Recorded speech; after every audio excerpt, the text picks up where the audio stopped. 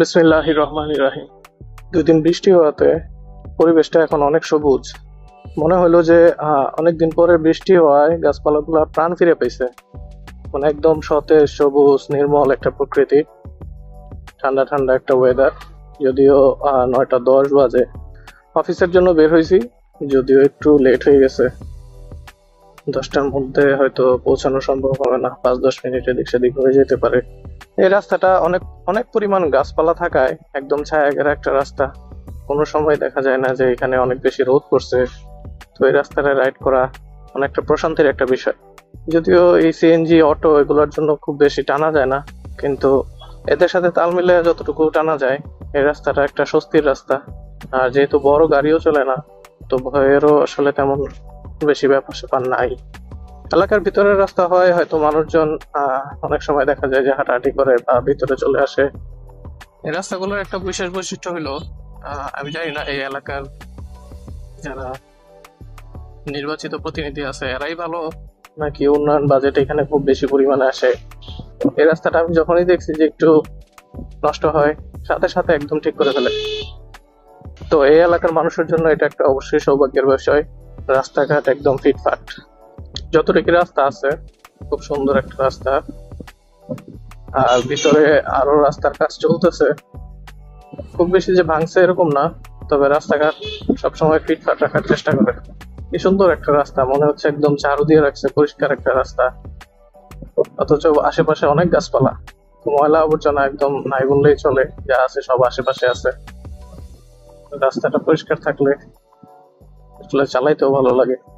রাস্তা পরিষ্কার থাকলে আসলে সবচেয়ে বেশি লাভ হয় অটোওয়ালাদের, কারণ ভাঙ্গা রাস্তাতে যে অটো রিক্সা গুলো আছে এগুলো যেহেতু সাসপেনশন একদম খারাপ, তো ভাঙ্গা রাস্তা থাকলে আসলে ওদের যাত্রীদের জন্য কষ্ট হয়। আর স্কুটারের সাসপেনশন, যেহেতু আমি বলি স্কুটারের সাসপেনশন হচ্ছে অটোর সাসপেনশনের মতো, এটা হচ্ছে আমার মতামত। যেহেতু রাস্তাটা ভালো, এই জন্য স্কুটার রাইড করে এই রাস্তাটায় মজা আছে। প্রায় 1 ঘন্টার দীর্ঘ একটা যাত্রা। তো যেহেতু গ্রামের ভিতরের রাস্তায় এদিকে কোনো পেট্রোল পাম্প নাই, তাই দেখা যায় একটু পর পরে জ্বালানি তেলের দোকান আছে। পুরো রাস্তাটা জুড়ে অনেক জায়গায় আছে জ্বালানি তেলের দোকানগুলা।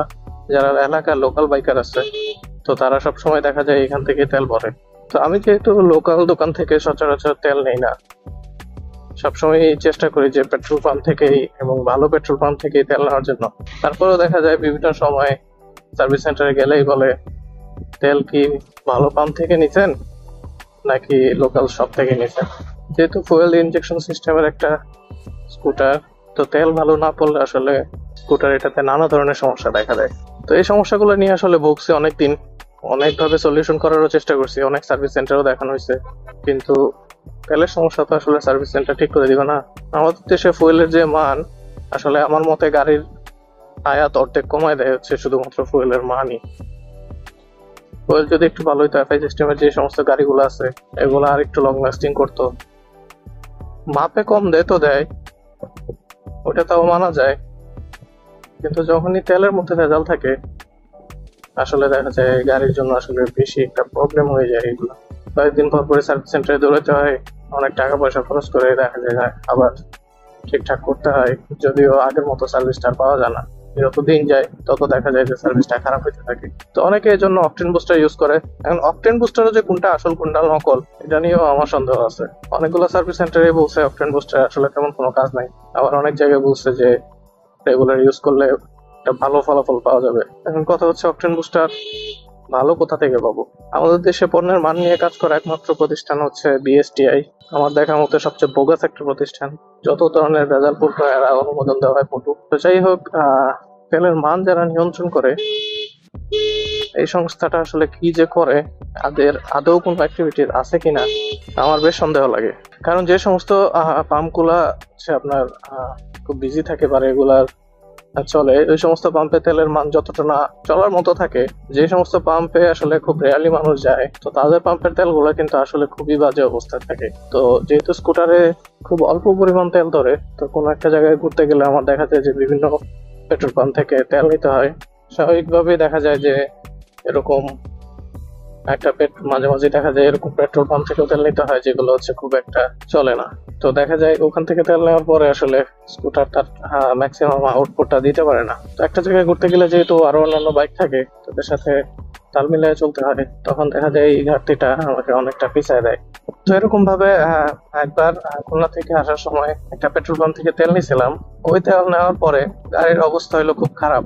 গাড়ির যে পেট খারাপ হইলো, এই পেট খারাপ তো তার আর ভালোই হয় না। যতই আমি ভালো পেট্রোল পাম্প থেকে তেল নেই, তারপরেও দেখা যায় যে গাড়ির অবস্থা খারাপ। কিরকম খারাপ একটু উদাহরণ দেই। যেমন প্রথম সমস্যাটা হয়েছে, গাড়ির স্পিডই আমি তুলতে পারতাম না। থ্রটল রেসপন্স যেটাকে বলে আর কি, যতই আমি থ্রটল চাপি কিন্তু গাড়ি আর আগাইতে চায় না। তো যখন একটা ওভারটেক করতে যাই তখন বেশি সমস্যায় পড়তে হতো। একটা সিএনজিও যদি আমি ওভারটেক করতে যাইতাম, অনেকক্ষণ ধরে থ্রটলটা একদম ফুল দিয়ে বসে থাকতে হতো, আস্তে আস্তে আস্তে আস্তে স্পিডটা বাড়তো। তো এই ঠেলা গাড়ির মতো গাড়ি চালাইতে গিয়ে আমার অবস্থা ছিল খুব খারাপ। তো স্বাভাবিকভাবে যদি এরকম ওভারটেকিং এর সময় এই সমস্যাগুলো হয়, অনেকবার অ্যাক্সিডেন্টের মুখোমুখি হইতে হয়েছে। তো যাই হোক, ওরকম বড় ধরনের অ্যাক্সিডেন্ট থেকে আল্লাহ হয়তো বাঁচাই দিচ্ছে। তারপরে যে সমস্যাটা পড়তে হইতো সেটা হচ্ছে গাড়ির স্পিড, ম্যাক্সিমাম স্পিড 80-85 এর মধ্যে আটকে যেত। তো এই স্পিডে আসলে হাইওয়েতে বাইক চালানো খুব টাফ।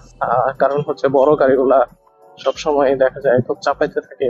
তো হাইওয়েতে আসলে সব গাড়ির সাথে স্পিড মেনটেন করে তারপরে চালাইতে হয়। তো এই কারণে দেখা যেত যে হাইওয়েতে আসলে চালাইতে গেলে কনফিডেন্সটা পাইতাম না। আরেকটা যেটা সমস্যা হইতো, তেলের পরিমাণ একটু কমে গেলেই মনে হইতো যে গাড়ি ধাক্কায়, মানে তেল নাই এই অবস্থা। কিন্তু আসলে তেলের কাটা কমছে, কিন্তু একদম শেষের দিকেও যায় নাই, কিন্তু মনে হইতো যে গাড়ি ধাক্কা দিয়ে থাকে। তো এই সমস্ত সমস্যাগুলো হইতে থাকতো। তো এগুলো নিয়ে সার্ভিস সেন্টারে গেলাম। প্রথমবার তারা থ্রটল বডি ক্লিন করে দিল। থ্রটল বডি ক্লিন করার পরে কিছুটা ইমপ্রুভ হইলো, কিন্তু দেখা গেছে যে কয়েকদিন পরে আবার একই ধরনের সমস্যা হইতে থাকলো। নতুন করে আরো একটা সমস্যা যোগ হইলো, সেটা হচ্ছে সকালবেলা গাড়ি স্টার্ট নিতে চাইতো না। মানে কিকে তো স্টার্ট নিতোই না, সেলফে চাপ দিয়ে থ্রটলটার সাথে সাথে ঘুরাইলে দেখা যেত যে হ্যাঁ গাড়ি স্টার্ট হইতো, কিন্তু আবার দেখা যেত যে জ্যামে পড়লে অথবা একটা স্পিড ব্রেকার ক্রস করতে গেলে গাড়ির স্পিড কমায় যখনই আমি টান দিতে গেছি তখনই আবার গাড়িটা বন্ধ হয়ে গেছে। তো এই সমস্যাগুলো প্রতিনিয়ত হইতেই থাকলো।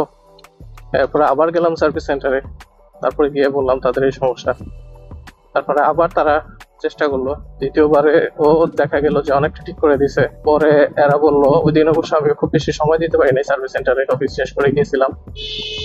তো যেহেতু সময় বেশি ছিল না, তারা বললো যে আপনি আরেকদিন আসেন। তো প্রায় এক সপ্তাহ পরে আমি আবার সময় করে যখন গেলাম, তো তারা বললো যে আপনার পুরা তেলের যে সিস্টেমটা আছে ওই সিস্টেমটাই ক্লিন করতে হবে। ওয়েল ট্যাঙ্কে যে তেল ছিল, ইঞ্জেকশন লাইনে যত যত যা কিছু ছিল, তারা সব কিছু একদম পরিষ্কার করে দিল। নতুন ভাবে আবার অকটেন বললাম, এরপরে গিয়ে এই সমস্যার সমাধান হলো। তো শুধুমাত্র একটা পেট্রোল পাম্প থেকে একটু খারাপ তেল পড়ায় আমার যে পরিমাণ হ্যাসেলটা নিতে হয়েছিল, স্টেমার বাইকগুলোর জন্য আসলে খুব সমস্যা তেল যদি ভালো না পড়ে। তো এই ভিডিওটা যারা দেখবেন আমাকে এটার একটা সলিউশন দিবেন যে কি করা যাইতে পারে। একটা সার্ভিস সেন্টার থেকে আমাকে যেটা বললো যে আপনি 6 থেকে 8 হাজার কিলো পর পরই আপনার ফুয়েল ইঞ্জেকশন যে সিস্টেমটা আছে ওইটা ক্লিন করায় নিন। যদি ওটা ক্লিন করে নেন তাহলে ওখানে জমে থাকা ময়লাগুলা ক্লিন হয়ে গেলে আপনার গাড়িটা একটু ভালো সার্ভিস দিবে। আর যদি গাড়ির এফআইটা নষ্ট হয়ে যায় তাহলে প্রায় 18-20 হাজার টাকা নিয়ে টান দিবে। তো আমি আসলে চাই না যে কোনো মাসেই আমার এই জিনিসটা খারাপ হোক, তাহলে অর্থনৈতিক ভাবে দারুণ ক্ষতিগ্রস্ত হইতে হবে। টাকা দিয়ে তেল কেনার পরেও যদি এরকম প্যারায় পড়তে হয় আসলে, তাহলে কিছু বলার নাই। কোন জায়গায় অভিযোগ করবো বলেন? বাংলাদেশে অভিযোগ করে কাজ হয়েছে, এরকম নজির তো আসলে খুব বেশি নাই, কিন্তু প্রতারণার শিকার হয়েছে এরকম মানুষের অভাব নাই। যদি গতি কয়েকটাও যদি নজির থাকতো যে কোন একটা অভিযোগ করে ফায়দা পাওয়া গেছে, তাহলে না হয় মানুষজন অভিযোগ করতো বেশি বেশি। তো যেহেতু কোনো জায়গায় অভিযোগ করে লাভ নাই, এর জন্য মানুষ আসলে খুব বেশি অভিযোগও করে না। কিন্তু ম্যাক্সিমাম পেট্রোল পাম্প গুলাতেই হচ্ছে হয় মাপে ভেজাল অথবা তেলে ভেজাল দিবে। মাপে ভেজালের একটা কাহিনী শুধু বলতে পারবো, কারণ আসলে মাপ তো আসলে বোঝার উপায় থাকে না। ট্যাঙ্কের ভিতরে তেল চলে গেলে মাপা তো আর সম্ভব হয় না। তো মাপের ক্ষেত্রে আমি একটা জিনিস বলবো, একবার এক পেট্রোল পাম্পে গেছি, আমার প্রায় তেল প্রায় শেষের দিকেই ছিল, কিন্তু শেষ হয় নাই, মোটামুটি চালানো যাইতো বেশ কিছুটা। তো ওই পেট্রোল পাম্প থেকে আমি তেল নিলাম। তো আমার স্কুটারটায় সর্বোচ্চ হচ্ছে আপনার 5 লিটার তেল ধরে। কোম্পানি থেকে বলে দিচ্ছে যে এটাতে 5 লিটার তেল ধরবে, এবং বইতেও লেখা আছে যে 5 লিটার পর্যন্ত ফুয়েল ট্যাঙ্ক। তো সে আমার ফুয়েল যখন লোড করলো, সে ফুল 5 লিটার লোড করতে পারছিল, এবং করার পরেও দেখা গেছে যে একটু পরিমাণ জায়গা খালি ছিল। তো এই হচ্ছে অবস্থা। তার মানে কি, সে 5 লিটার তেল কিভাবে ঢুকাইলো? তো যেহেতু চলন্ত অবস্থায় ছিলাম, গাড়িতে নিশ্চয়ই অল্প পরিমাণ হলেও তেল ছিল এবং কিছু জায়গা ফাঁকা যে সে রাখছিল, তারপরেও সে 5 লিটার তেল ঢুকাইতে পারছে, তার মানে হচ্ছে তার মাপে অবশ্যই ভেজাল আছে। আমি বললাম, আপনারা এই কাজটা কেমনে করলেন? আমার গাড়িতে ধরে 5 লিটার তেল। সে খুব কনফিডেন্সের সাথেই বললো যে তার মাপে কোনো ভেজাল নাই, থাকলে আমার ট্যাঙ্কিতে কোনো ভেজাল থাকতে পারে। তো ট্যাঙ্কিতে কিভাবে ভেজাল থাকে আসলে আমি জানি না, সে কিভাবে এত কনফিডেন্টলি বললো যে তার মাপে কোনো ভেজাল নেই। তো যাই হোক, এদের সাথে আসলে বাড়াবাড়ি করে পারা যাবে না। ওই পাম্পে আমি আর এরপরে যাই নাই তেল ভরার জন্য। তবে মনে হয়েছিল যে ওই তেলের কোয়ালিটিটা ভালো ছিল, যদিও মাপে এদিক সেদিক করার কারণে আসলে আর যাওয়ার ইচ্ছা হয়নি। তো এই ভেজাল তেলের মূল্য আমাদের দিতে হচ্ছে নিজেদের গাড়ি খারাপ হওয়ার মাধ্যমে। এত ঝামেলা পোহানোর পরে আসলে মনে হয় এফআই ইঞ্জিনের চেয়ে কার্বোরেটর ইঞ্জিনই ভালো। তেল যাই পুরো, কার্বোরেটরটা ক্লিন করে ফেলো, ঝামেলা শেষ। আর এফআই সিস্টেমে যেহেতু সেন্সরের কাজ বেশি, সেন্সর একবার নষ্ট হলে ওটার দামও বেশি, তো এই কারণে আসলে খুব টেনশনের মধ্যে আছে। তেলের এই ভেজাল খুব অল্প দিনের মধ্যে কমে যাবে এটা আশা করি না। তো তবুও তারপরেও আশা করি যে কোনো না কোনো এক সময় তেলের এই ভেজাল সমস্যার সমাধান হবে, আমাদের গাড়িগুলা সুরক্ষিত থাকবে, আমরা সেফলি এক জায়গা থেকে আরেক জায়গায় ছাড়া চলে যেতে পারবো। তো সবার সুস্থতার প্রত্যাশা করে আজকের মতো এখানেই বিদায় নিচ্ছি।